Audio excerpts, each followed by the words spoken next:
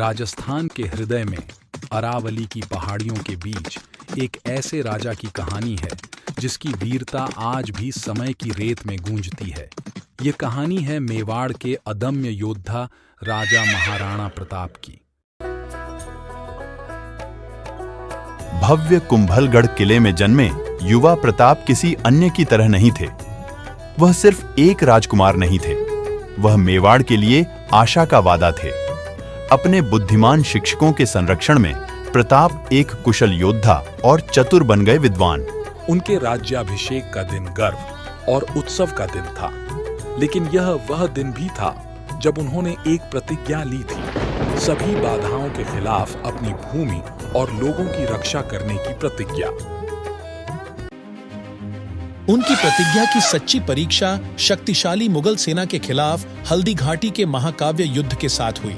महाराणा प्रताप अपने वफादार घोड़े चेतक पर सवार होकर पहाड़ियों पर गूंजने वाले युद्ध घोष के साथ युद्ध में उतरे।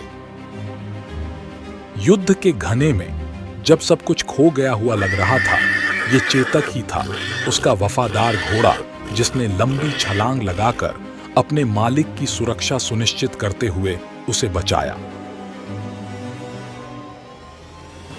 पराजित लेकिन निराश नहीं, महाराणा प्रताप ने गुरिल्ला रणनीति का सहारा लिया।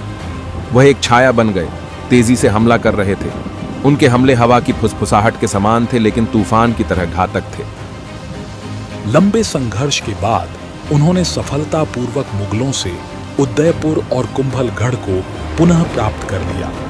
एक महत्वपूर्ण जीत जिसने अपनी मातृभूमि के प्रति उनकी अटूट प्रतिबद्धता, प्रतिरोध और स्वतंत्रता के प्रतीक के रूप में उनकी स्थायी विरासत को रेखांकित किया। वर्ष बीत गए, लड़ाइयां लड़ी गईं, लेकिन महाराणा प्रताप का संकल्प कभी नहीं डिगा। उनकी विरासत सिर्फ उनकी जीत में नहीं थी, बल्कि स्वतंत्रता और सम्मान की अटूट भावना में थी, जो उन्होंने अपने लोगों में पैदा की थी। महाराणा प्रताप की कहानी सिर्फ इतिहास का एक अध्याय नहीं है, यह साहस और लचीलेपन का प्रतीक है। एक कहानी जो हमें याद दिलाती है, राजस्थान के मध्य में एक योद्धा राजा एक बार सवार हुआ था। उसका नाम हमेशा के लिए समय के इतिहास में अंकित हो गया।